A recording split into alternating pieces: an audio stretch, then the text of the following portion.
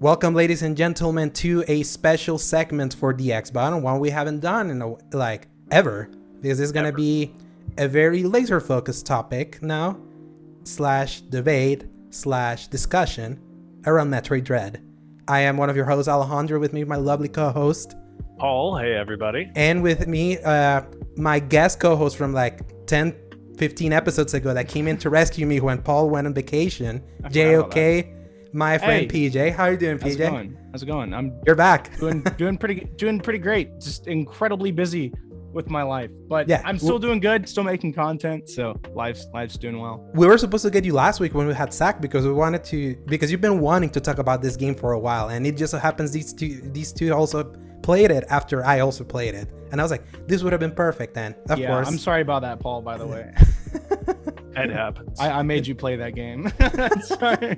I will say I enjoyed the experience of stretching myself, and I can talk more in specifics in a minute, but I do appreciate overall, because there's been times I was really pissed at some people about game recommendations. I will say yours was above that, so I don't want to take too much blame on PJ because I joined in. Because he was the first one, and then I jumped in, and I was the one that kept pushing you. So it was a double recommendation. Alejandro deciding. We can get into it later, but I can agree it's not a flawless game. Mm-hmm. I just love it. It's my personal favorite Metroid game. I played a lot of the others. It's just it hits my cup of tea, and for what it brings to the table and into recommendation of a game. That's why I look at it as high regard as I do. I feel like all my things against it are very nitpicky, so that's why I can't really fault it much more. If it was unplayable, then I feel like I would start faulting it, or if the dialogue was just so terrible, I would start faulting it. But for what the game is, and for a Metroid game, I think it's done phenomenal. And I think Metroid games in general are phenomenal, so I can't give it a low rating. Yeah, and I would kind of join with that because I actually made Paul also play one of the older ones. He got an emulator, so he can also play some of the, so he can get an idea what Metroid was. I did. You played Zero Mission, right? Yeah, I did. I haven't finished it, but I don't know how long I am in. Zero Mission's good. It's actually the longest 2D Metroid game, by the way. Is it? I beat it in 3 hours, and I've never played it before. Did you do all the extra content at the end, all the news story stuff? Yes. After beat Metroid, and then you do the thing that. Do you want me to spoil it, Paul? Oh wait. Never mind. Yeah. I got it mixed up with a Clear Time for Samus Returns. Yes. Samus Returns, the remake of Samus Returns, is 11 hours. Oh, okay. Okay, I believe that. Yeah, Zero Mission is the one that I beat it almost 4 hours. I put the timer there. So just to kind of start this conversation, you basically said what I was gonna ask, which was, what do you think of Metroid Dread? And you basically said spoiler alert, I think it's a 10 out of 10 game. I think at the least I'd give it a 9.5, 9 on a bad day. Yeah, in my case, it's a 9 out of 10 of probably some of the best example of what a modern 2D version of Metroid can be, that just misses being a 10 out of 10 for me in just specific areas like UI in the map, maybe some quality of life stuff that other Metroids had that this one doesn't, and Paul can get into that. And Paul, what do you think of Metroid Dread?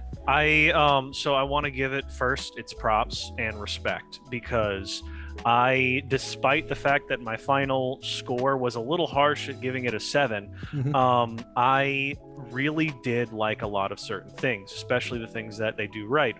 Comparatively to the previous games, Alejandro and I touched on it before we started recording. The 360 ability to aim is fantastic. Oh yeah. Oh, absolutely. Just clear. Metroid feels broken after when you go back and don't have that. It's it breaks your mind. Dude, it's so annoying. Yeah, dude. Replaying through Super Metroid recently has been a pain. A pain. Yeah, I know. Yeah. Because of that. So encountering too. It's so that's one thing that I just absolutely loved. The second thing, I love the colors of it. It looks crisp, it looks clean, the mechanics are fantastic, the movement of Samus herself and everything else going on, the motion of it all just feels great. There's no weird motion blur, there's no screen tearing, obviously, but and then a weird little personal thing that I like myself, that I mentioned to Alejandro, it almost feels like you're looking at a little diorama with your character kind of running across it. And I don't know why, I just really like that vibe for it. I love those indie games that have that feel of it. Not even like Metroidvanias, but like, man, I'm just all of a sudden not going to be able to think of anything off the top of my head, but they're like those 2D action games or whatever they just feel great when you're looking at them because it looks small, it looks adorable. My friend Pedro has that same kind of feel. I can agree with that. Even like to an extent, Hotline Miami to an extent, similar feel to that. But anyway, so yeah, I have a lot of stuff that I really love about it. Honestly, once I listened to Zach's advice actually to I was approaching this through the Castlevania lens, and I realized that there's a lot more of a disconnect between Castlevania and Metroid than I previously believed, because Castlevania, there's never a limiter on where you can go. You can literally go anywhere until you reach a block, and then you can go everywhere else. Metroid really wants you to focus on that pathway. And then, like, if you get to a teleportation thing, you need to take that teleportation thing because that's where you need to go next.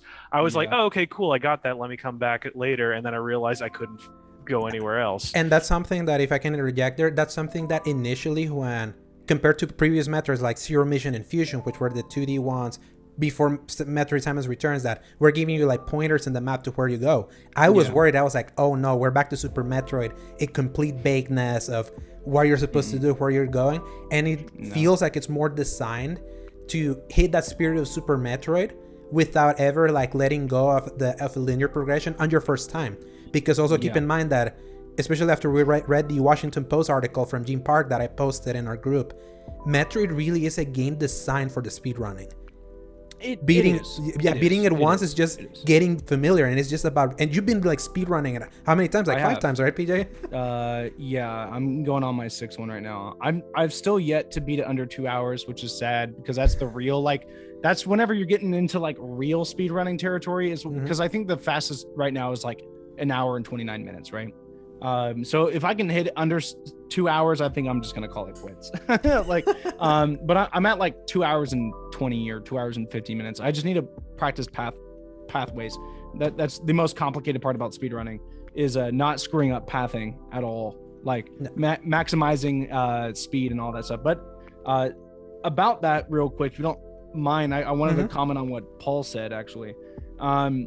So Paul, you mentioned that the game is incredibly linear, which I have 2 things to say about. One, yes, I think, how do I put it? I think the design of the game, and why I give it so much, like so many props, right, is that at first glance, like someone like you you're not used to Metroid, and same thing with Zach, you wouldn't realize that it's linear until it's doing that to you. And to some credit, like, I got through the majority of the game my first run, like, and I felt like I was just a boss, because I was like, I never had to be told where to go, and all of a sudden I'm where I need to be, you know? But then you find out later, whenever I'm practicing speedrunning stuff, that the game wants you to do these things, but it doesn't tell you it. And so it gives you that sense of accomplishment that you found that out for yourself, rather than the game giving you a signpost to go here.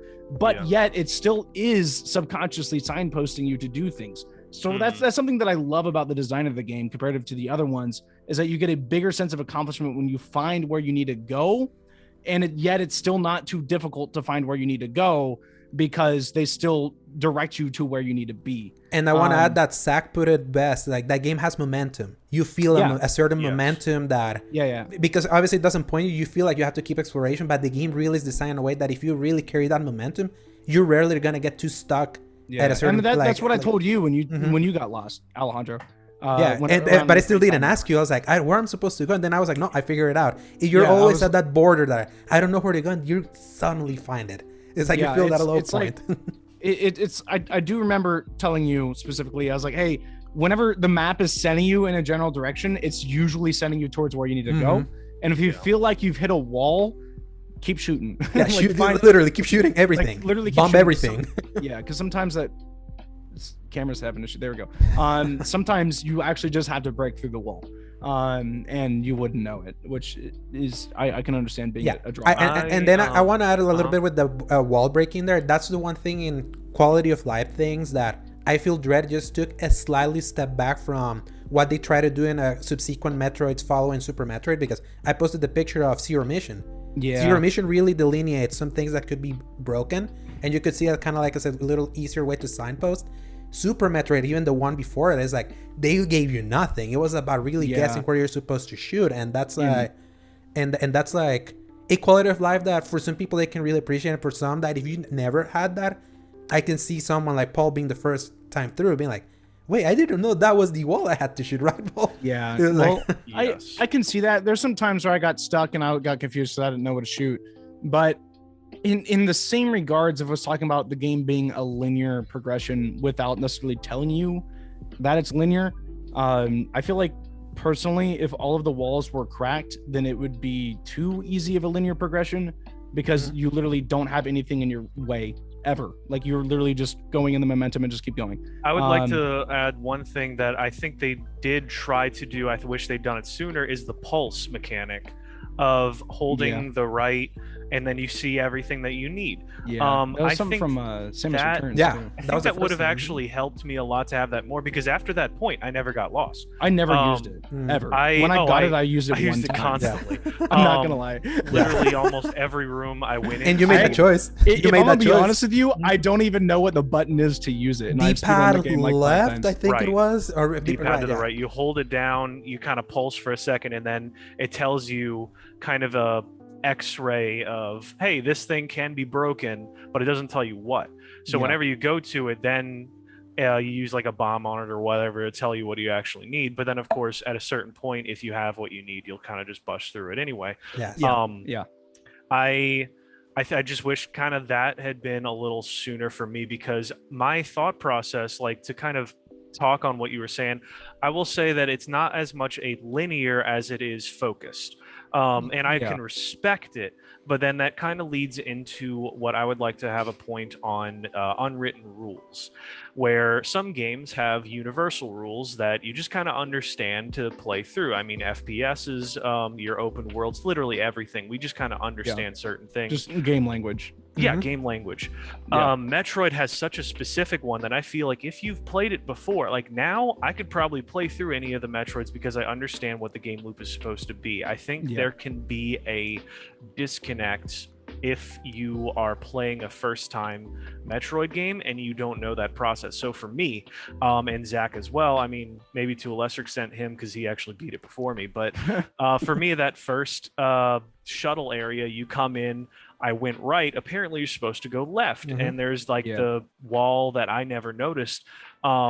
If you don't see it, for me, I'm like, okay, well, obviously there's nothing even there. Like there's not any indication for me visually to even draw my eyes towards it. Why should I bother? It wasn't only until y'all said, hey, go shoot that specific wall, and sure enough, that's where I found it. But And that's the thing, like when the game does train you in a way, like very early, that just shoot anything to open, but it's done in a way of like, oh, if you played it, do you remember that? Yeah, that's how you do it. Keep going. So I'm glad you pointed that out, because I learned the wrong lesson from that tutorial. Where they said on the map it'll flash if you have to blow something up in the area. I didn't realize that only applied to for the collectible, like secret items. Secret items. Not progression if it's a hidden area. So that was like, well, how was I supposed to know if it wasn't flashing? So I think maybe just one slight improvement before we talk about the idea of improving the genre. If they wanted to make that a little bit easier for newcomers, I think maybe just make a small flashing thing on the map in the area and then move from there. Let me give you a better one. Go back to the map from Fusion, and I would even say even Super Metroid, correct me if I'm wrong, or Zero Mission. There's specific points in the map. There's a dot in the middle of like an area. That dot tells you there's a collectible here. It's like at least it was all over Fusion and Zero Mission. Collectibles, I actually had no problems because it was small enough of an area that I could kind of go around even through rooms to find kind of what they needed me to do, even if I kind of forgot to go back there once I had the item needed, because the map is just freaking massive. And just looking at that UI, especially like they try to give it a little bit more detailed, make it a little bit more formed when you look at it, but the way they design it, I said it in our discussion that Peter wasn't here last week. It felt like an intern was brought in to do a map the last week of the last week of development of that game, because it's the only one thing of that game that doesn't have the elegance of everything else in its design. I can agree to that. I think the map was passable. Yeah. That's I like the one in the corner though. The one in the corner ironically looked readable. It just sucks that it's just that tiny one that looked readable. I didn't like, if I'm gonna be honest with you, like the map wasn't like, how do I put it? Like it wasn't pleasant to look at, but it wasn't difficult to understand. It was just incredibly minimalistic. Like I always, when I got confused where to go, I could always just look at the map and look at all the doors that I haven't opened up yet. I'm like, okay, boom, that's where I need to go. And in that way, like, it's functional. It's like little space between two rooms. I'm like, okay, I shoot a wall there. Like, there you go. Like it wasn't anything to write home about, but I mean, it served its purpose. It could be a lot better. It looked to me like for a game that's like very AAA in quality, it looked like something straight out of like an indie, when everything else was like more high quality. Now, Paul, I want to really talking about quality. Like, Nintendo really isn't holding up to quality recently, have they? Oh no, they sure have not. Stupid Switch Online. That's been a meme today. But so I really want to touch about this one point, because this is a place where me and PJ really divide with Paul. The final boss fight. So do we want to jump right into that? Yeah, because that was the thing that before we do, I did have a second point on Paul's linear take that I go for it before we go to that boss. So when it comes to the linear sense of the game, I absolutely agree. Like, it does a really good way of suggesting where you need to go, getting to that point, and giving you a sense of accomplishment. And you described it as like, you wouldn't follow the momentum, you would go back and you would get lost and you wouldn't know where to go because you felt like you couldn't go anywhere else except where you need to go. That's untrue, actually. Like, it's something really cool that I've learned about in the speedrunning community and like running through that game multiple times, is that there are legitimate like hidden things in the story. Like Alejandro knows about the Kraid boss. I actually did hear about that. Go ahead and finish your so like if you decided I mean, if you and it's never like a glitch or breaking the game. It's more of a like, oh, I have this thing, and there was something that clicked with me that's way back there. So if I traverse way back here, I can do this thing, which allows me to cut ahead in the story to get something that I'm going to get 2 hours later now, and then I can defeat this a lot easier.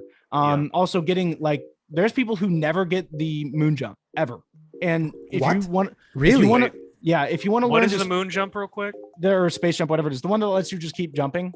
Yeah, like the one that just keeps So if you want to do a real speed run under 3 hours, you have to not get that period. And how you get around is you have to like almost, it's not frame perfect, right? You can. There's some moments where you bomb, but mainly it's that spark thing or that running thing where you charge it and shoot up. So instead of having to like jump, you can run. And it's crazy because replaying through the game, it's wild how particular and like amazingly that map, not the map design, the UI, but the map is built, because there are parts that you need to have that jump for. But if you go like 2 rooms back, there is a platform that is just specifically long enough for you to run and get that charge on. And is just and it's just placed just far enough away that you can get there and use that to move before it disappears. It's kind of crazy how often they do that. And if you do that, the game rewards you with something different than in a normal playthrough, and that's kind of fun. And not only that, it encourages you to like break the game and try new things. And that's been an inherent design in all the Metroid games, as that Washington Post article put. The one thing where Dread takes it a step further is even changing its cutscenes in specific things, because because before it was like, oh yeah, here's the boss and you beat it, but they really thought about that. It's like, maybe if this guy gets the bomb before fighting Kraid, then the animation is going to be different. So that's the one thing that they favorite example that you don't see a lot of people talk about is, you know, those like whenever killing an Emmy, there's always those like orb things you have to shoot a lot, and then you fight that. You can instant kill those things. What? If once you have the running ability, if you just run into the room, charge it, and then do it like jump under it, it just dies. That's straight it's bullshit. So easy. That's really so easy. Yeah. Well, I have to go back and try it. And I found it out, and like when I was doing a run, I was like, no freaking way, that's real. And I looked it up. It's like, yeah, that's what people do for runs. And like a lot of bosses, you can just like overwrite by doing that. And I thought like maybe I could kill the last boss because he just kind of floats for a while and you're just running underneath. And I was like, maybe I could run, charge, and hit him with it. It's very hard because it's very tiny for you before you could get a momentum there. So not really. It's really long. You can get 2 momentums in it. Yeah. It's just you hurt yourself when you do that because I think they saw that coming. They were like, you can't cheese this. But the 3 bosses before him, you can like. Well, you know that one that had like the parasite. We'll just get there because we're gonna be talking about the last boss. Yes, full spoiler. We're going to assume that this is full spoilers guys. now. So the X-Parasite that you fight, Matt, my freaking camera does this. Yes. I'm getting another camera because this is so annoying. Anyways, we can still see you. Okay, I'm just gonna be fuzzy for a while. All right, so the X-Parasite that turns into 3 different forms of that like giant rock beast thing. The first little one, and then the middle one, and then the one that shoots out the lasers. That's really that one. You can cheese that boss and beat it in like under 30 seconds by using that running ability. So you can kill the first one by just spamming shoot. The second one, while it's going around and before it transforms in the next form, you run to the other side of the map, charge it, and then it appears, and then it goes to attack you, and it reveals its like weak point. Just do the quick zoom across, it instant kills it. Then run across, charge up again. The other one gets ready to attack you. You hit it, and then it only has like 6 missiles left, and it's dead. Like it's like so. I don't know about you, Paul, but it makes me want to try this. Like, it's actually like easy. Like once you know like the bosses, and you go back and you incorporate these other moves that you don't genuinely use in a normal playthrough, those bosses are cakewalks, including those ones that you call the Marauders a lot. I have yet to die to them since my first playthrough. Like they get really easy. Yeah, since multi-missile, those things became cakewalk when I figured out. So I do have a good response. And before my thoughts get more disorganized, I would like to pose the suggestion of where the line is between. Ignore my cats if you hear them in the background, by the way. I don't hear anything. Good. So. You were talking about the idea of sequence breaking. So I know that Metroid is a very specific example. So I'll first put up the idea that how much should we expect people to understand to try sequence breaking in a game? You should. And then the second, you shouldn't. No, it's a reward for people who go looking for it. Right. It's not a necessity. Which is something that is not going to be exploited. I wouldn't quite say it, but people aren't going to use the thing that you're expecting because it's not naturally known in the gaming language. Which agreed. That's not like necessarily a bad thing. It's just not common. Well, I'm wondering where does that line go on? Do you just need to have friends that explain the concept of Metroids to you first before you get into it? Because say like if before I played the game, you or Alejandro or both sat me down and said, all right, listen, these are the things that you need to look out for, X, Y, Z, blah, blah, blah, blah, blah. And then I probably would have had a very different experience having understood those things rather than going into it fully blind. My second thought before I can let y'all finish on suggestions is, where do you let the community by word of mouth kind of do something like that and it be part of like the experience, versus where does that become bad game design because you're not telling your own unique rules that don't exist in literally any other game for the common consumer? I have a retort to that and an example. Go for it. So my common retort to that would be something that I'm gonna be honest with you. So the only other Metro game I played is Prime, and Prime is not like these games, and Fusion. I played Fusion like a decade ago, and if I'm gonna be honest with you, getting up and ready to like play this game, like I had no, like in my mind, I had no lingering example of what Metroid was. I just kind of remembered the story, and I remembered like shoot things, that's all I remember.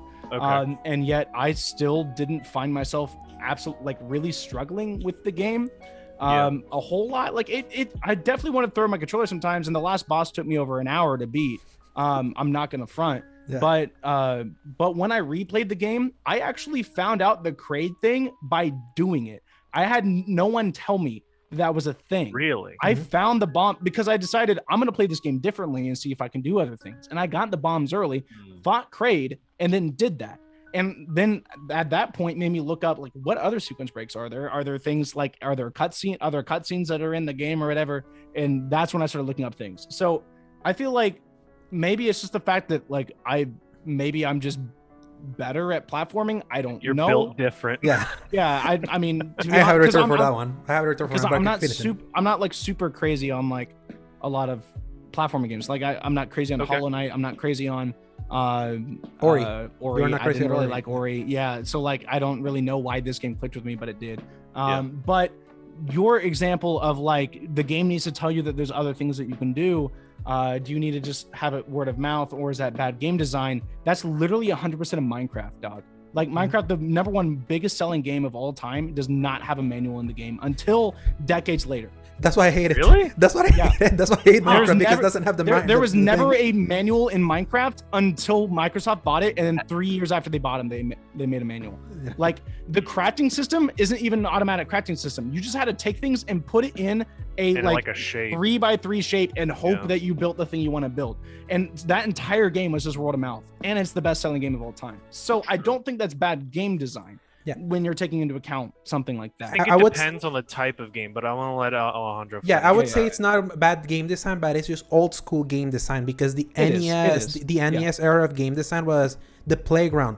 Hey, how do you do this? Why do you find this? It Dark Souls, I know a game that PJ doesn't really like. It also takes that kind of old school playground mentality of like really crowdsourcing the solution of things. And the thing is, I would say Metroid has gotten a little better at even not being so obtuse. Like I had the legendary example of, I mentioned Super Metroid has one specific area that the game never trains you over the idea that you have to put the fucking power bomb in the glassway.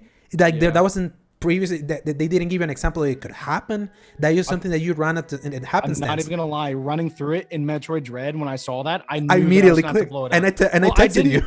But I didn't even know that was a thing. Oh, I know what you're talking about. That was my first example seeing it, and I ran past it. I was like, I'm gonna have to break that at some point. And when I came back, I was like, this is it, isn't it? And I was like, okay, that's it. Like, I mean, when you see sparks and stuff, trains you, and even Dread trains you before the final Emmy. You like run through that hallway, and then it explodes before he does the chingy thing. So even Dread teaches you that. So even Metroid has gotten a little better at doing some signposting that in the 1980s, 1990s were complete nonsense. So, and, like, last comment I'm gonna make, and then let Paul say what he wants to say, and we can talk about the final boss. The only reason why I'm not pulling this game from a 10 to a 9 in my mind is that there's a lot of things that I absolutely agree this game could do better. But until they do better, this is my 10 out of 10 Metroid game. Once they do better, I have no problem pulling Dread back to a 9 or 8, because it's fair. But I'm waiting for that. Yeah, it's fair. And I think if you're gonna experience Metroid, this is probably the best way a new player can experience Metroid. That isn't having to deal with old game game design where you can't like counter and do 360 movement and all this stuff. The only ones you can really experience officially are Metroid and Super Metroid in the NES and SNES collection, and Super Metroid is a bitch. Yeah. So I mean, it's really hard. It really is easily the most difficult one. Is very hard. Yeah, I very much appreciate the admittance of that, because I'm over here thinking like, did I suddenly become smooth brain, monkey brain gamer over here all of a sudden because I was really struggling with all this stuff? Alejandro, did you have something else to say? Yeah, I was gonna say, like, let's talk about the boss before we take our first break. Thanks, Zoom. Oh yeah. So just to give the example. So PJ had warned me about this boss. I had heard Twitter following this boss, like the 50-50. This boss is the worst thing ever. This boss is the best thing ever. I land in the side of this is one of the best things ever, because I just kept improving. However, Paul landed in the other 50 side of this is complete BS, and that's the thing that unraveled this thing you were loving. What was your quick experience with that boss, Paul? So I started up. I must have missed a couple of the little details that y'all had dropped in y'all's statements, where like saying it was BS, because I only remembered y'all saying it was really rewarding. It was super awesome. The ending is like the greatest thing ever. And so I'm like, okay, cool. I'm just gonna blast the sucker. You forgot when I said this is the most bullshit yet rewarding. That's what I'm saying. Like, you focus on rewarding that part. I only remember y'all like continuing to say after you said that initial statement. So I go into it thinking that it's not even going to be that bad. Because I was like, okay, well, there's focusing so much on the ending and how great and rewarding it is. Let me see what the deal is. It's probably going to be rewarding. Some, like, dope means you have to stuff. put in effort for a reward. See, that's the problem that I hit, because I didn't think about that at the time, and I didn't clarify. I should have, because I walk in and I'm like, okay, well, the plot kicks in, finding out Samus is like part Metroid and like he's her dad, and I'm like, whoa, this is freaking crazy. Now it all makes sense with his design, where he almost looks like a male like Samus armor with his arm piece and everything.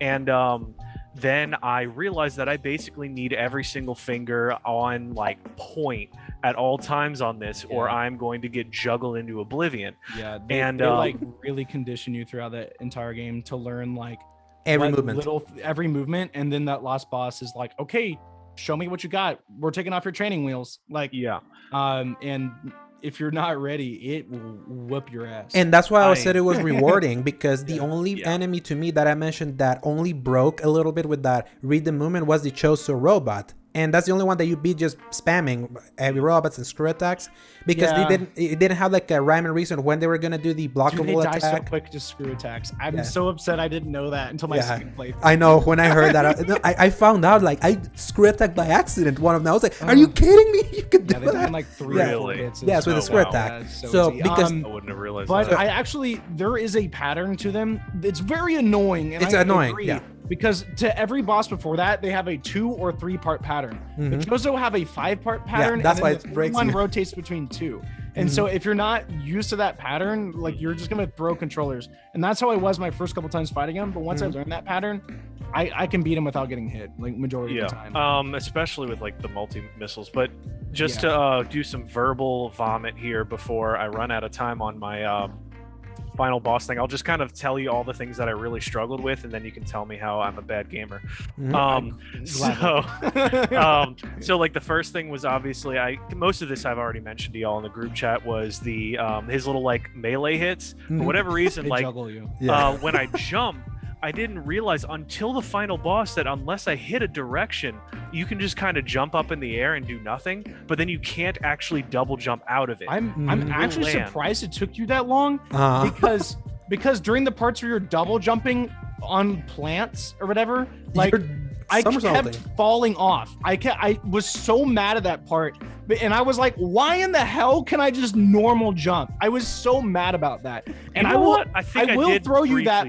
I will throw you that bone. I was going to mention this at the end of the podcast, but I'll mention it now.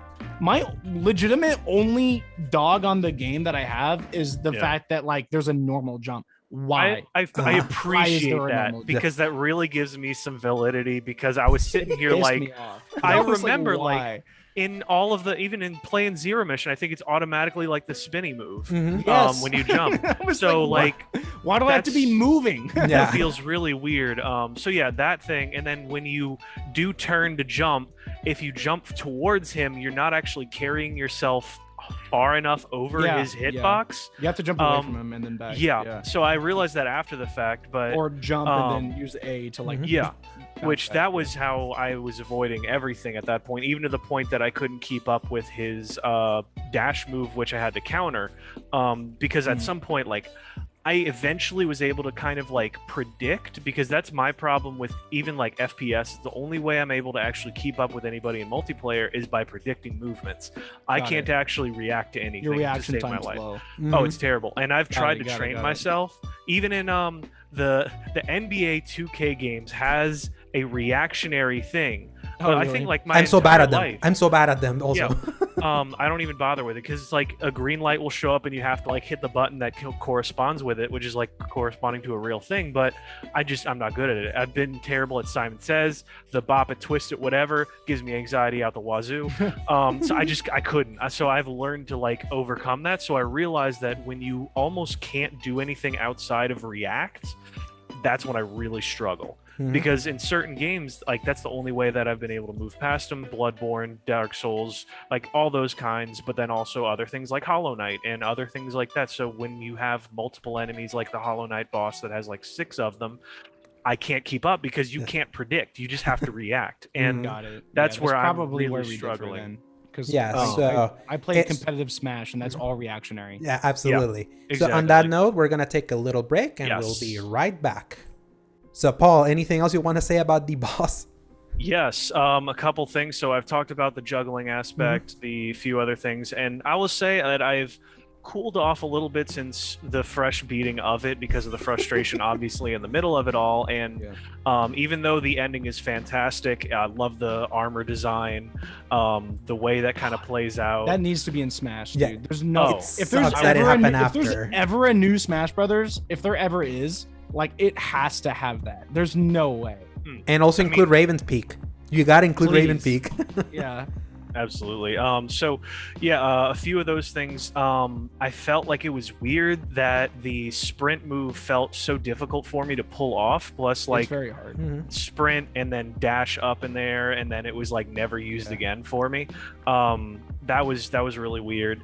The concept of I was still struggling to hit the double jump, the infinite jump timing. And that would kill me so many times because I just felt like I couldn't keep up with what he was trying to do.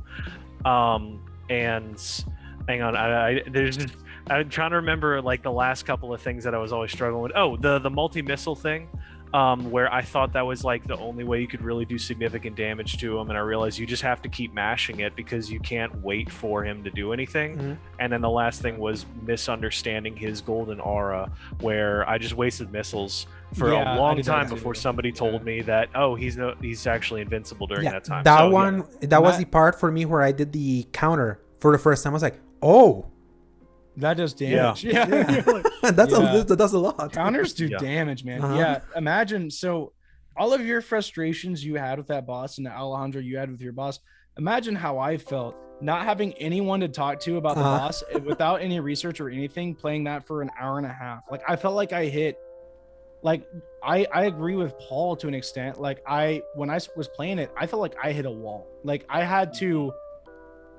like I didn't even beat him in a night because it was really late at night. And I played him for like an hour, and then I tried it again another 30 minutes the next day and beat it. And I had to take every single form, and it's like its own boss fight. So Form 1, it took me a long time, and then I mastered Form 1, no problem. Now I'm mastering Form 2. And then once I got to the point where I could beat Form 2, I got my ass handed to me in Form 3 every time. And I was like, really? And I was like, how do I do this? How do I do this? Because of the sun thing, I was like, how do I dodge it? How do I dodge it? I didn't even know about the power bomb thing. I didn't even know about it. I was the first person in this line of like, because I told you guys about the power bomb thing. It wasn't until I was so mad because I was about to die, and I know that you could explode the purple things. I was like, I wonder if the power bomb does any damage to him. And I popped the power bomb right as he spawned the sun, and it blew up the sun. And I was like, "That's a game changer! That's a game changer! Oh my god, I can do it!" And then I beat him. And then I'm really glad you mentioned that because I just like you, I mastered Form 1. 2 actually gave me the most trouble. In 3, I went into it understanding the power bomb mechanic, but even then, since I only had 2, that doesn't like wipe him out. So I had to figure out how to deal with the sun without the power bomb. And I found out like the way you can kind of bait him, because obviously he's following you with his little laser, but at a certain point he stops. So what I do is I wait in the corner and I kind of jump a couple times, let him kind of do his thing, and as soon as I see him like me jump and he stays, that's when I get over it. I follow like up into the corner, because once the little beams hit the ceiling, they disappear completely. So there's like this corner that you can get in and that it can't really touch you. That's how I got over that. So when he did the circular one, I stayed close to him. I kept doing dash and dash. You can actually Yeah, when he does the in Form 2, like whenever he follows you around, you have to jump around him. I found out during my first playthrough that while going around him, you can shoot him with a missile and continue your momentum. So I would like jump, shoot him, shoot him, shoot him, shoot him, shoot him like that. I didn't have the dexterity because let's not forget this game almost broke my finger. Yeah, I remember that. I wish we could like put some footage of your thumb like twitching. Yeah, that was crazy.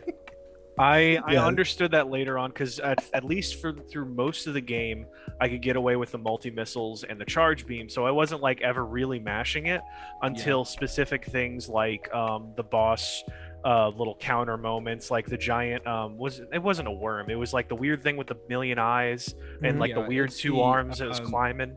Yeah, it's the if you remember, whenever you're going through the game, there's this weird like boss room that a boss doesn't happen in, that there's like a giant creature in the background getting tested on. Yeah. That's that.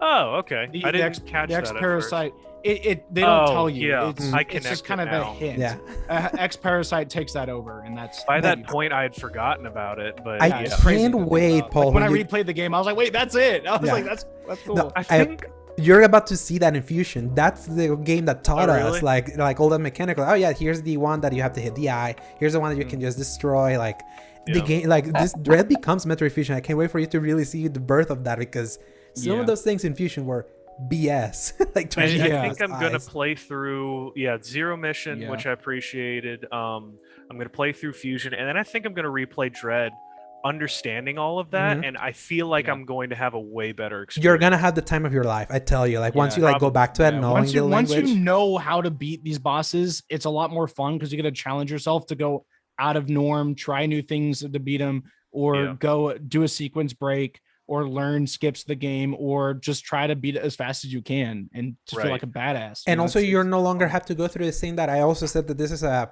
prop to the game, that the game had a couple low points where you could reach that frustration, but it always knew how to hit you with that reward, to hit you with that endorphin of I'm gonna keep going. I was always like, man, I don't know about this. Oh, I got the gravity suit now. I'll keep going. I finally got all this.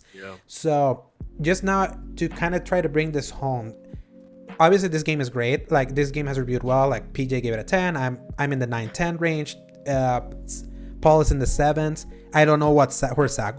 I think Zach was around the same. Yeah, he said 7 as well. Yes. Yeah. So obviously in the week since this game has released, especially if you kind of take a gander to the Reddit of Metroid, now there's been like this discourse about like the existence of accessibility options towards this game, or maybe the adding an easy mode.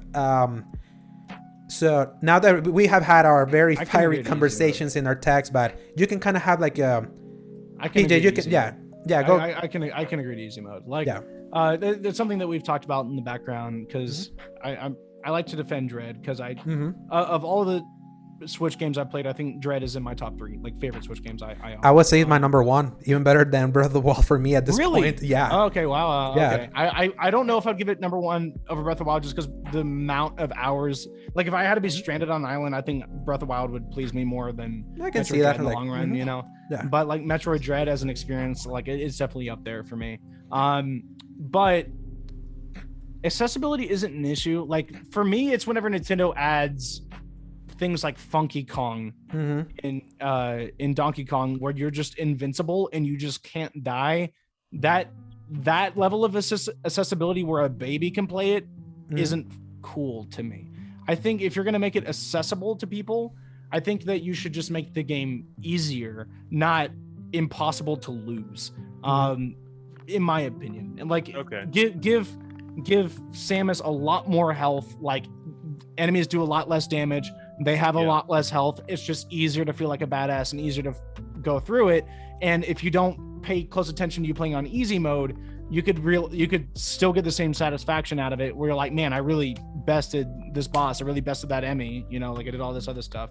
I would have no problem with Metroid Dread having an easy mode, as long as the normal mode and hard mode still existed and it still felt the same way it did.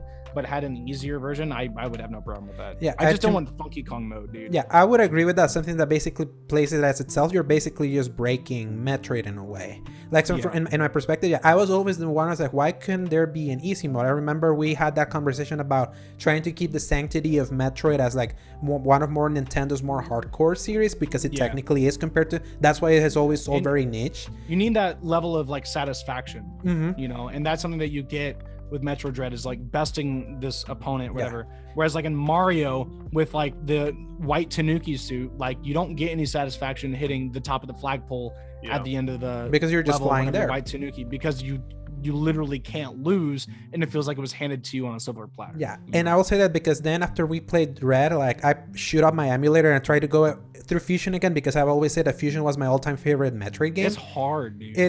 I didn't have as much of a hard time as I was expecting to, other than just the diagonal. Like the stupid robot that you have to shoot diagonally is the worst. Yeah, they have to like fight twice in that game. I am currently replaying that game on my 3DS, and I feel like it's a lot more difficult to play in a handheld for me. Yeah, I played it on a PC with an Xbox controller. By the way, if you want to play on an emulator, do the Xbox One controller. It feels nice on it. I agree to that. That's why I play Mother 3. Yeah. Oh man, I wish I could play Mother. I need to find a way to play Mother 3, because everyone keeps asking Nintendo to release it. I can send you. Awesome. So I guess my thoughts on the idea, because I agree the idea of easy mode. I mean, especially the fact that finding out that Zero Mission had an easy mode from the beginning baked in was very helpful to understand. Okay, so this isn't something that just wasn't added. It was something that was eventually taken away, which for the motivation of it, I can understand, because Nintendo clearly wanted it to be appealing more to the hardcore groups. I think what Nintendo is hoping that if they just keep it to that hardcore team, it's just going to sell better if they put enough marketing behind it. What I fear is people see the marketing of creepy 2D shooter platformer game, but they're going to see modern Switch, colorful, this is Samus, I remember her. This is the big game of this holiday. You have to get this game. And I know her from Smash Brothers, kind of thing. Right. You know? I think what they could have done is even put out like a small video that shows a little gameplay to show that this game is going to kick the crap out of you. Really? They did. Yes, but it felt more like an overview instead of this is how you play this game. It was more like, this is all the things that you can do in this game. Let me amend my statement then. Then maybe that wouldn't have worked anyway. They almost said too much, like, in my opinion. Like, I purposely didn't watch any of Nintendo's videos of it because it was very prevalent on Twitter. They're like, don't watch the videos if you want to go into this game blind, because they will spoil everything, how to play it, what you can do in the game, and what even the last bosses they spoiled in like trailers. I'm so thankful. The only thing that I saw before I played this game was the discourse around, because I don't know if you know this guy David Jaffe. He's the he's the creator of the original God of War. He has gone to the warpath against this game's design and all that, and everyone has been like blasting him. So like, because I saw that video. Yeah, the one of the shooting the top, and he was ceiling, like, and he was like, who would ever see that? Did you see the video that someone did a compilation of that? Of everyone shooting up there, about like 70 different streamers who just like saw an enemy and they shot at it and they ended up missed the ceiling and they were like, oh, that's where you go. So that's the only. So that was the only thing that I got spoiled on. And the thing is that, that was so funny. Yeah, he had he did a video recently with Gene Park, the guy that did the Washington Post, and Gene Park got to finally explain to him kind of like the Metroid design sensibility of things. And the thing that I learned there is that the way Metroid Dread was marketed was more towards like longtime fans of the series. It's like, Metroid's back. This story that started all the way back. We're finally in this fifth entry that's closing everything. It was never this. I love how they said it was like going to be the end. It's not even the end. Dude. I know, right? It starts as now into a new place. Such a cock block. I thought for sure Samus was dying or something. Really? Wow. So I really missed a lot of this discourse then. And I'm glad that I listened to what Alejandro you were saying with the guy that made the original God of War and how he's completely changed his tune after the writer of the article explained all of that to him, and he said, "Oh, I'm going to go back and play it, and I feel like I'm going to enjoy it so much more." Which, unfortunately, the internet being the internet is never going to see that part. They're just going to see a guy making a fool of himself. And I really resonated with what he was saying. I know he might have said it in a bit more of an aggressive and and he's like he's a brash dude. He likes combating. So this is the guy that made the original God of War. I have full understanding of who this guy must be. Yeah, even though I'm not gonna lie, I was never a fan of God of War 1. Like God of War 2 and 3 were good, but 1 was such a struggle bus, dog. Like it's very obtuse. It has a very weird stuff that he accepts that he wishes he had done better. That's why I laugh at him being like the one. Oh, that's true. Because I'm just like, dude, you really can't throw a stone here. And everyone pulled receipts on him for that. But I'm also thankful I didn't. That's the only thing I see other than the E3 reveal, which was the most hyped thing in the world. I remember because I never expected to ever play another 2D Metroid again, this. You kept calling, you kept wishing this into exterior. No, I called it. I said after Samus Returns, I said there's no way. I said there's no way they just made a brand new engine for a random ass 2D remake on a 3DS at the end of its life where you'll never see that engine again. I said there's no way. Yeah. And then I like E3, they're like, what's gonna happen? And I called it, dude. I said 2D Metroid. I said it's either gonna come out around the same time as Metroid Prime 4, or it's gonna come out before to offset. And I'm so glad I called that. And I'm glad we got it revealed, and we got it this year also. So it was like one of those nice surprises.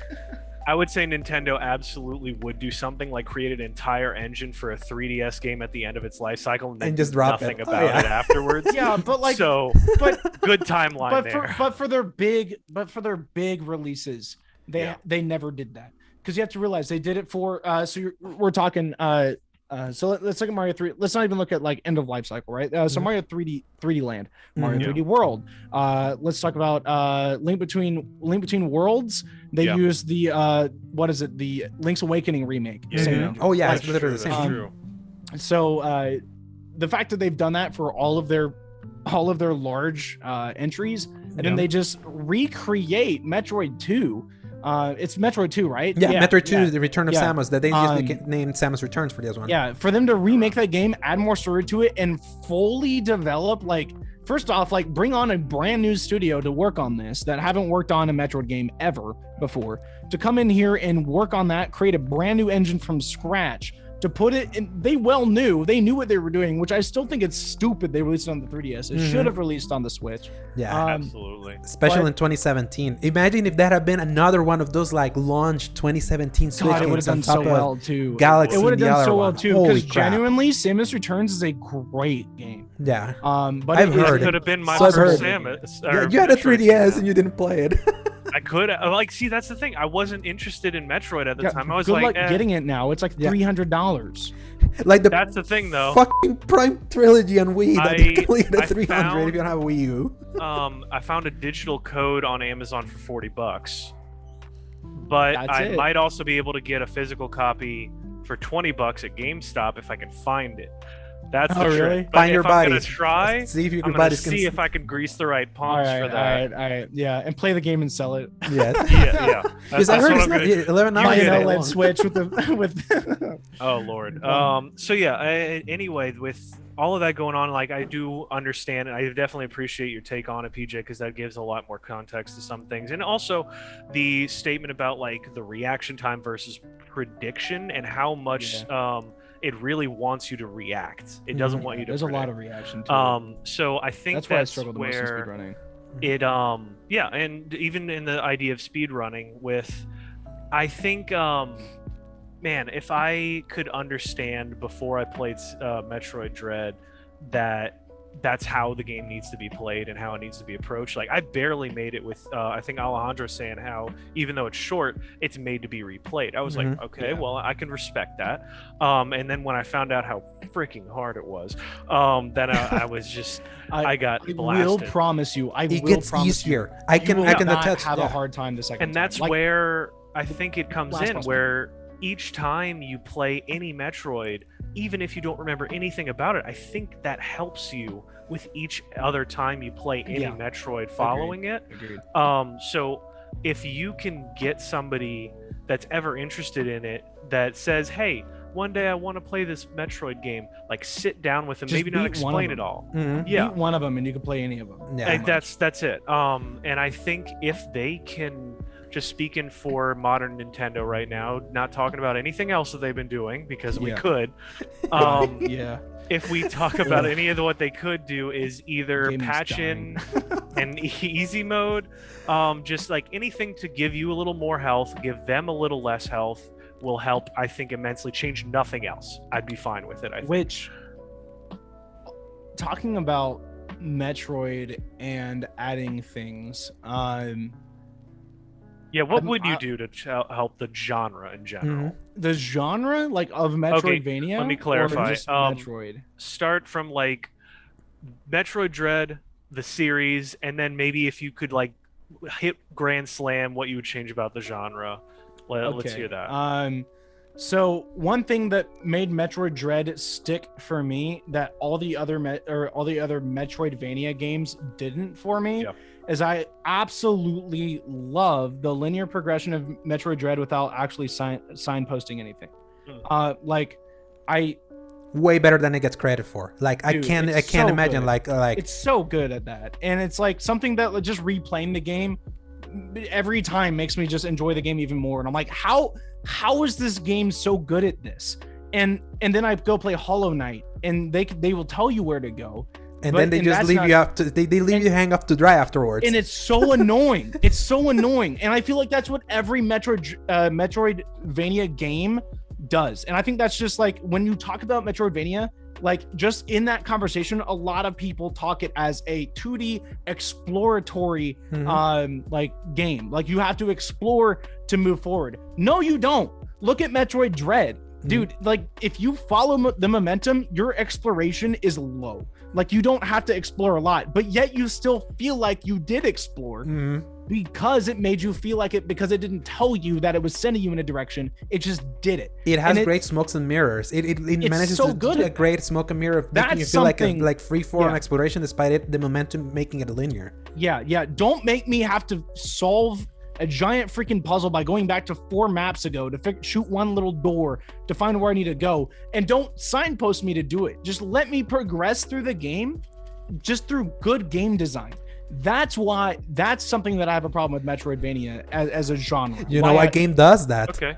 I know Ori does. No, this one. Prime. I was like, go all the way there. Yeah. Which is actually what I was gonna. Which is Prime 4 is actually what I was about to bring up. Is that Prime 4, if it still does exist, which I think it does. Oh, it is. They said so at the same Nintendo Direct that announced this. They were like, we're still making progression in Metroid Prime 4, but it's still way soft.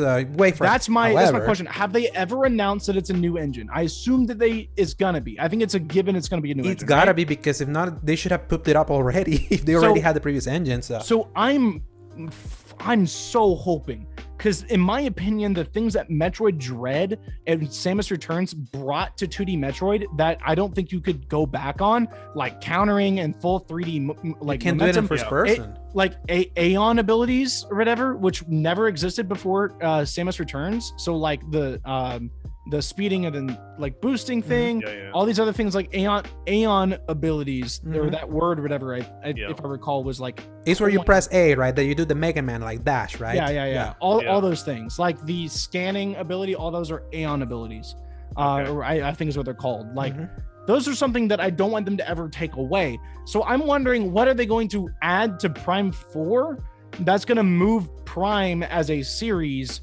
forward, rather than just giving me another Metroid Prime 3, which to be honest, going back and playing the Prime games, they're good games. I can agree.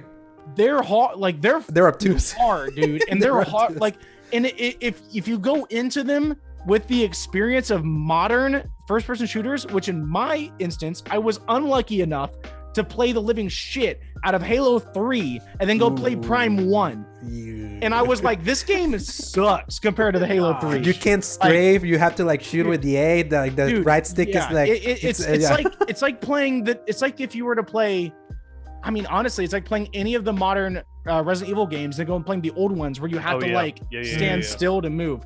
It's like when I went back to play 4 for my first time, because I played 5 before 4, and I played 5 and 6 before 4, basically. Yeah. And I went back and played 4, and I played 5 and Revelations before 4. And Revelations added movement. Yeah. And so whenever I played 4 and you couldn't move, I was like, this game is hard. I was like, it's like that for me. So in a world where first-person shooters are so progressed, like granted, Metroid Prime, why it's different is that it's a first-person shooter in a Metroid setting, which it still has the Metroidvania like style puzzles and world exploration, which is exciting. It's insane how much it translates the 2D Metroid to the 3D. Because it's a first-person 3D platformer almost. It's pretty cool how they go about it. But are they going to take and I mean, dude, talking about shooters, they've now successfully made 3 Splatoons. The third one's gonna come out. If I'm gonna be honest with you, I would be shocked if the third one didn't do as good as the second one. They would have to remove half of the game for that one. Yeah, for the first one. For the first one was on Wii U. The second one was on Switch. Yeah, right. And this third one's coming onto Switch. So like, if the only way they can screw up the third one is if they just decide to Nintendo Online it and make the second game, which was already really good, somehow worse. Which I just can't see them doing. It's rare for a sequel to be that much worse unless you're going from 64 to Sunshine. Even though I love Sunshine. It's gonna be worst case scenario. It's gonna be the same. So like.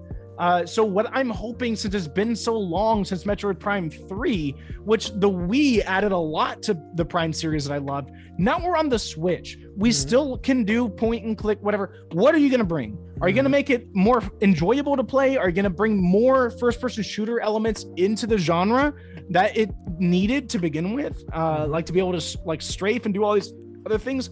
Or is it going to be stuck as a relic of its time and make me look at 2D Metroid as my favorable Metroid or way to experience Metroid, as Sonic has become for me, where you look at Sonic Mania, a phenomenal game, and then you look at Sonic Forces and I'm like, I've just given up on 3D Sonic. I love 2D Sonic. Screw 3D Sonic. By the way, everyone go I want to plug him. Go watch his Sonic Unleashed 2021 video. I think it's titled Sonic Unleashed isn't as good as you remember. And it triggered so many people. I believe it. It's so not good though. That game is supposedly so I'm really curious because if you read the rumor mill or kind of like the insider knowledge, the people that know Nintendo stuff and all that, it says that it's going to be remade. The original Metroid Prime is they're doing a lot of work that's supposedly releasing in 2022. So it makes me wonder: are they going to keep trilogy? No, that's the thing. It used to be Prime Trilogy, but now the rumor is it's just the first one for next year.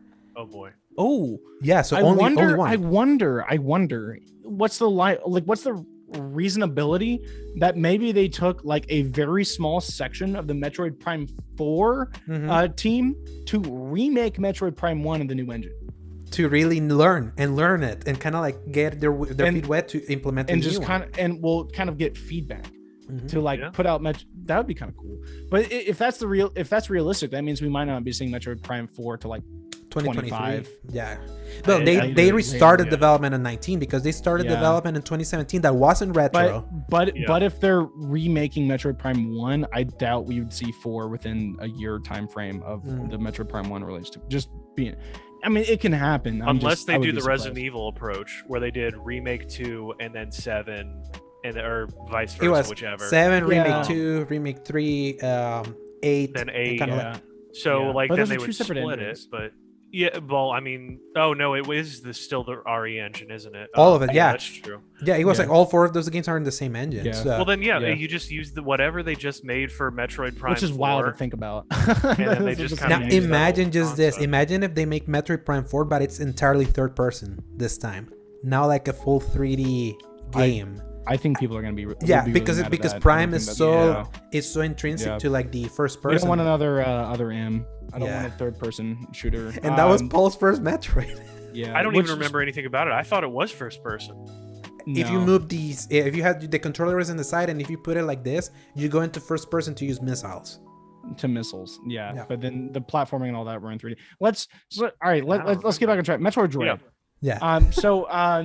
Metroid Dread last boss, the only comment I'm going to give on that is that like I really struggled with that boss the entire time. It took me a couple of days. Once I beat it, I felt great. Now to finish on Paul's segment that he mentioned about like my opinion of what they could add to the 2D Metroid game, like just Metroid rather than the Metroidvania. I think Metroidvania is an easier one for me to hit because I've always had a bone to pick with that entire genre. And I think that it's specifically something that I'm so glad I played Dread, and Dread exists because it hooked me on the genre. Because it made me realize like, oh, this is how good the genre can be. Because if I'm gonna be honest, I liked Fusion, but if I recall right, the first time I played Fusion, I liked it, but it didn't make me want to go play the other ones. I was like, I'm glad I beat a Metroid game. That was a really good game. And to be fair, there was no way to play the other ones unless you had to like dig back up. There was. So. I had Super Metroid on my SNES, and I never. Oh, okay, then that makes sense. I didn't. Yeah, and I also had a Wii U, so I had all. The Wii U, the only place where you can get all of these stupid games, including the Prime Trilogy. Yes, is that really haunts me because it's $20 there, and you want that this is $300. Yeah. So speaking of Prime Trilogy, guess who got it? Anyways, that's how I played it. Yeah. Wow. So Metroid Dread overall, I think it's a great shining star for what the Metroidvania genre can achieve in the way of level design and boss design and such like that. I think there's a lot of things that it can improve on, but I feel like just level design and progression in Metroid Dread is a prime example of why, and not even just in Metroid Dread, Metroid Fusion does it really well too. And I'm gonna be honest, there's some moments in Samus Returns that is just like this too. And even like for its time, Super Metroid is the golden star of its time, right? Like it shows tried and true why over and over and over again, like somehow with different developers, Metroid just hits the mark. Like it may not get 10 out of 10 every time, but on it's the 2D, it's an influence. It's an absolute influence. It's the reason why it's the first half of Metroidvania. You know, like and I feel like now because it's been 19 years since the last like traditional new 2D Metroid game, right? Yeah. 2002. Yeah. I was freaking 9 years old. Yeah. So to a lot of people that are like, well, Metroid isn't the best Metroidvania anymore. It was like, yeah, it's been 19 years. The genre has progressed for so long, but in how I'm looking at it is it's progressed for so long without its dad. And now the dad's come back and he's like, this is what it should be. And now everything else can look at it and be like, okay, we're going to make this better. Yeah, and to be fair, like, comparison. And to be fair to them, because of the way the genre has progressed in the little things, now comes the dad to show how it can progress in like the big things. Yeah. And now everyone can nitpick from it, you know? Like, so take the level design in Metroid Dread, please. Somebody learn how to replicate that. In some of the best moments in Metroid Dread. Also, like, I know a lot of people don't like the Emmys. I think the Emmys are a great addition. I like them. They're fun. So cool. Like, they get annoying after so long. But like, what other Metroidvania game do you have? Like, I'm trying to recall. Like, I mean, I guess Metroid Fusion sort of, but like SAX. Yeah, but like very minimal compared to the Emmy. But not in the way in the Emmys where the entire map revolves around like getting through their areas. That's so cool. Like, I want more of that. Like, I guess Hollow Knight, or is it Ori? Ori that has the eagle that pursues you. Yeah, Ori. Yeah, the owl pursues you. Like that's cool, but it's not as Emmy-esque where it's like a part of the map every time you go back. It's like I want that. It's very scripted. Cool. Yeah, in Ori is very scripted. It only happens like 2 or 3 times that you have to like dodge the big eagle there. Or is it an eagle? No, it's an owl. Yeah, the big owl. Okay. But yeah, that's pretty much my point. I feel like Metroidvania as a genre can learn from Metroid Dread, and I think Metroid Dread can look at whatever they should look at what everyone else will do for the next 5 years and then progress on that. Absolutely, like especially because it's selling now. Mode. Yeah. Add an easy mode. Don't just do Metroid Dread 2. Do Metroid Dread 2 but better. You know, or Metroid Dread but better. learn from the high points of Hollow Knight. Learn from the high points of the new Ori game, whatever comes. Or did it come out, the second one? Yeah, Will of the Wisps. I prefer the first one just in a theme perspective, but the second one was an improvement as a video game. Okay. So, I've only played the first one a little bit, so I don't it's even on know Game the Pass, so I numbers. would recommend you. It's a fun one. So especially now that you're kind of like in the idea of like a Metroidvania, I would recommend. Same to you, Paul. Check it if you out. can get it on the Game Pass because you have an Xbox working now. I know. So, and any further thoughts, final thoughts you want to say, Paul, before we wrap it up? I agree with a lot of what PJ was saying, exactly along those lines, where Metroid started an entire genre and it's kind of been out of the game at this point. This is its option. This is its crossroads, absolutely, with Metroid Dread. I mean, Samus, you could argue Samus Returns was sort of that, but because it was on the 3DS, so close to the end of its lifestyle. Exactly. Like, even me, who might have at some point, I kind of missed out on that. Yeah, exactly. So with Metroid Dread being my point into the series, I'm going to absolutely be a lot more understanding of anything after this point, but I think what Metroid Dread needs to do, and Nintendo itself needs to look at everything else that has made the genre so powerful at this point, needs to learn everything that's going to come after Metroid Dread, and then input the best of it into its sequel. And I think that's where it's really going to reach its stride, for me personally, and for any other newcomers into the series, because I would love to sit down and say, anybody that wants to get into a Metroid, say, this is it. But I struggle to that because for me personally, I struggle with the game language. I struggled with the reactionary timing, and especially for people that, I mean, I don't want to be the grandpa situation, but like as we get older, it's a lot harder to do some of these things. And I think that's where the accessibility options of just giving us a little more health, giving them a little less health, or giving a little bit more of an open opportunity. Maybe not for like the counters, because for the most part, the counters in every point in the gameplay is perfect. We're doable. I would miss it, and it would still count me as countering. And I'm like, yes, thank you, God. And then like the Emmys, you're not really supposed to be able to counter those, but they give you that tiny little window just to give you that option. They so give like you I respect it, like any at all. Because the whole point is you're not supposed to get into those situations in the first place. It's like a last resort. And honestly, just like you said, I honestly really like the Emmys. I never had a struggle except for the blue one, where I could not find the positioning to get it just right. And then when I finally got it, I realized I had to get it on the grappling hook and then snipe it practically. So cool. That was so much fun. That I felt really good, like what y'all said, with the rewarding nature of the most difficult moments of that game. So yeah, that's really where I'll I do need to mention one thing, because I know we're wrapping up here, and I'll make this under a minute. So we mentioned that Metroid has been gone for so long. It's the dad of the genre. It's spawned a genre, and all these kids are running around creating their own lives and making themselves enjoyable to other people and creating new things. Something that Nintendo always does, and something that they've like you cannot even deny, is that they don't like copying. They like originality. Always. And even if it means creating the weirdest freaking console like the Wii, they want to do something that stands out. And I feel like if they look at every other game and they implement it too much, it's not going to be Nintendo anymore. So I want them to look at what everyone else is doing and then be like, okay, how can we differentiate from that, but also inspire from this, rather than just doing it, you know? And I would even add, like, the things that matters, the game. They're so superior to any other Metroidvania game in so many ways that the only thing they even have to copy is just UI. Literally, it's like the tiny things do that better. You got your easy 10, like you got it all there, and add the easy mode. And I would that it's like, this is such an excellent game that I'm glad it has all these perspectives of the people that are new to them, that had to like run their head against the wall because it's a language that they may not even know, but understanding that you can find some sort of understanding in it, and then seeing how not newcomers but kind of like old timers like me and Peter that have had some experience with this series understand its language and kind of pick it from there and understand how great it is, and knowing the things that can be improved in the little things, just shows that they got something here. They got a great base that it's original. It's probably the most original Metroidvania game since Ori and Hollow Knight.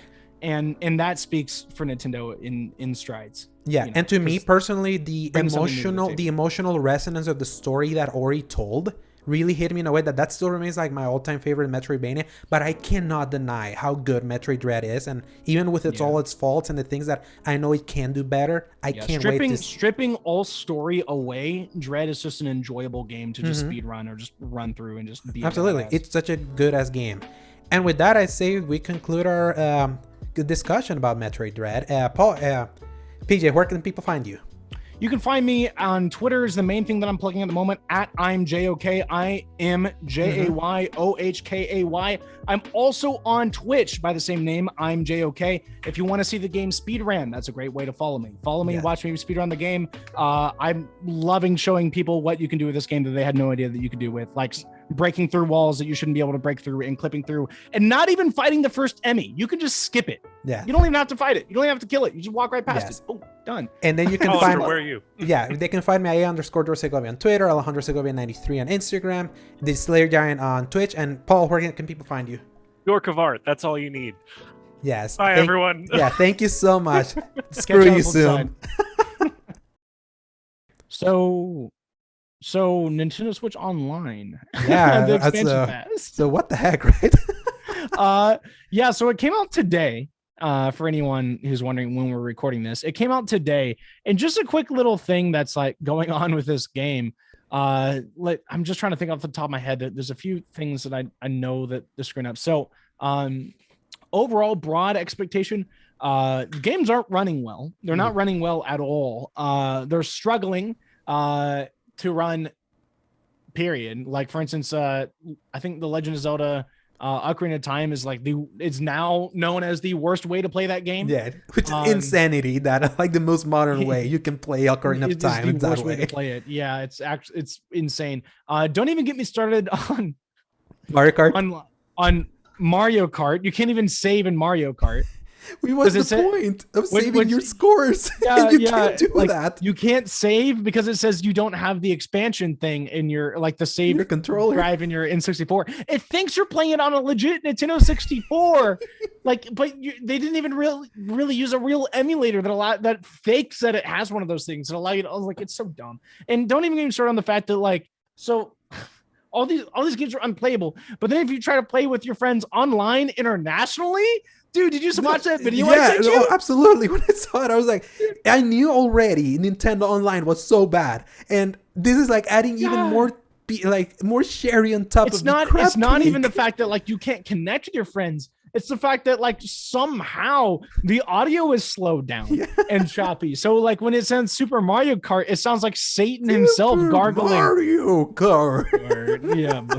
Yeah, Super Mario Kart. Yeah, it's really creepy, straight up creepy pasta shit. It's wild. It's wild. And the good thing is only I was gonna say this would have been acceptable if it had just been there's just $10 more to the base service that we have, but no, it has to be $50 and not $50 more, not $50 more, not $50. Yeah, just more total. It's $30 more if you're already $30 more. Yeah, and I don't even know if you have a way to if you already pay your year, can you just add the 30 and you're good? You can. Yep. You can subsidize. So they'll look at how much of the year that you've actually used, and then you could pay the part that you've used and the new payment for another year to start.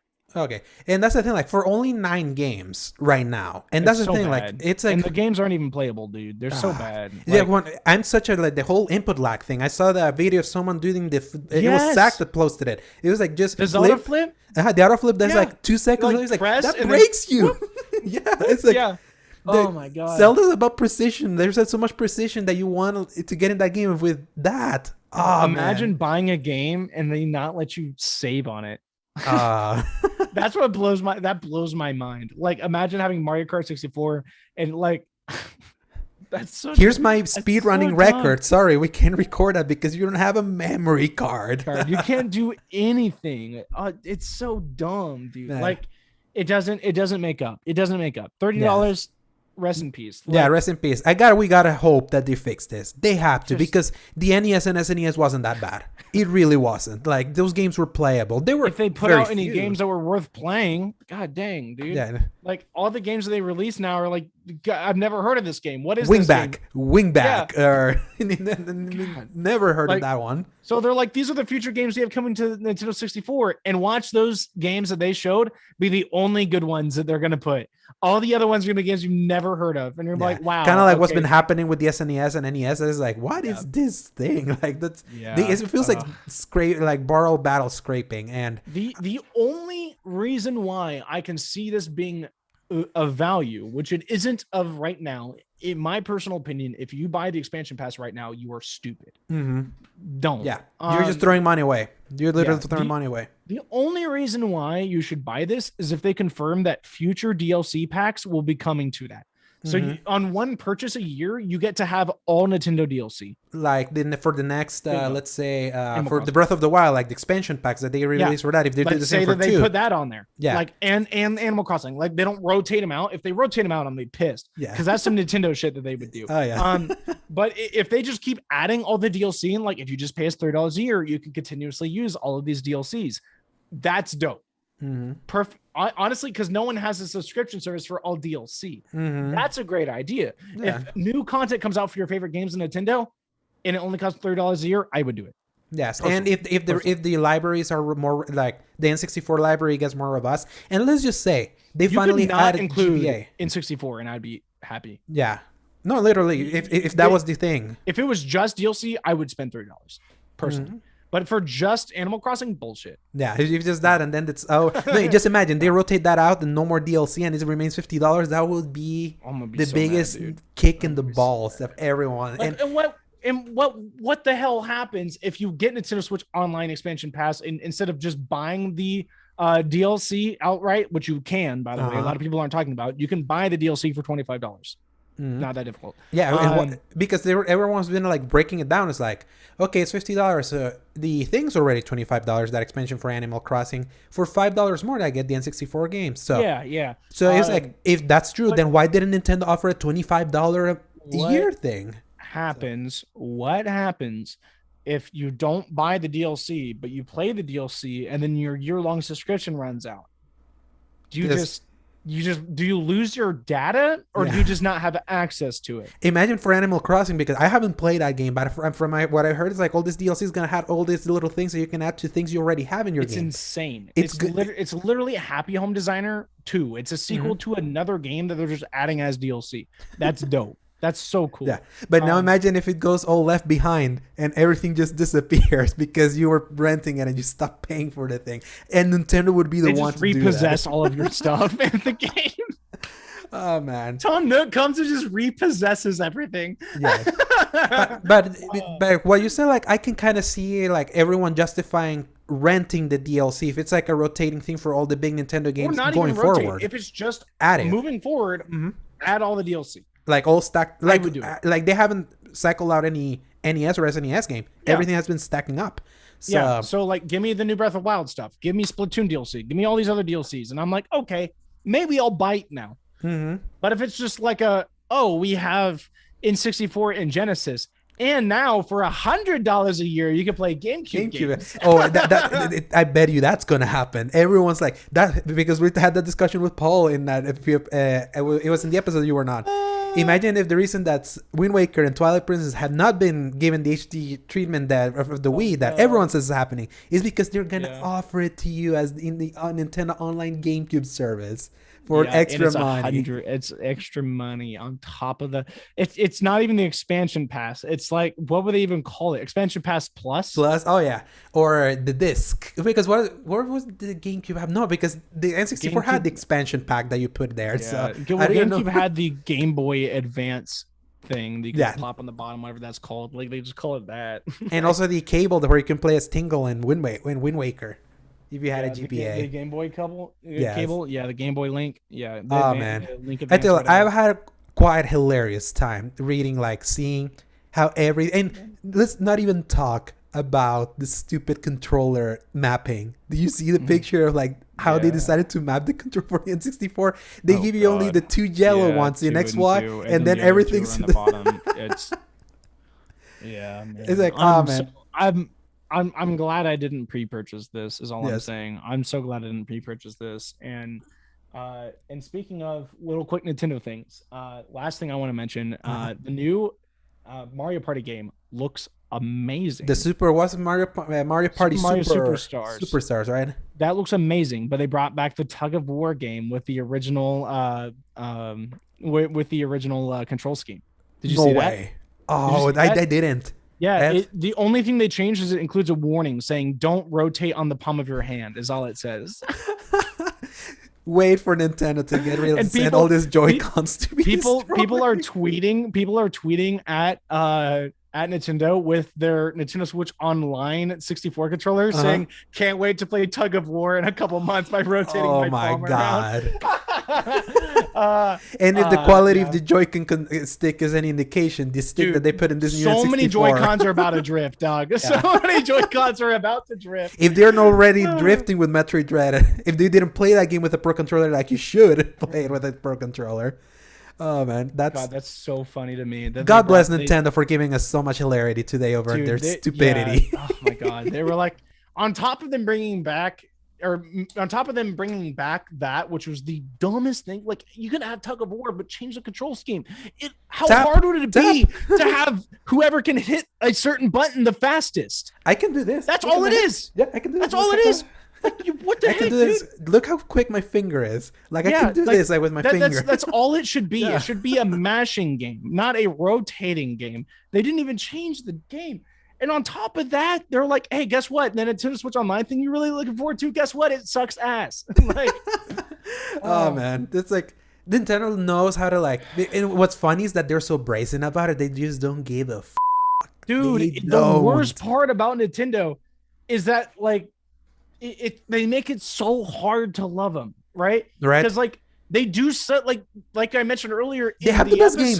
They have some of the best games. They have some of the best games because they are the most original when it comes to games. Like, they won't look at other people and implement. They take their own things and they implement their own ideas on top of things that have previously done well for them. Yeah, when they're following, they're not as good. When they're just trying to see, which was a problem in the GameCube era. They were trying to follow the others before trying to carve out. Agreed. And just in general, Nintendo makes some of the best games, but they have the absolute worst services. Absolute worst. And it's so terrible that there's some online experiences on the Wii and on the DS that were more functional. Let me give you a very quick example, and I'm out of here. So let me give you a quick example, and I'm out of here, how bad the new Nintendo Switch Online expansion pass is. So you cannot play internationally on Mario Kart 64 on the Switch without it freaking out.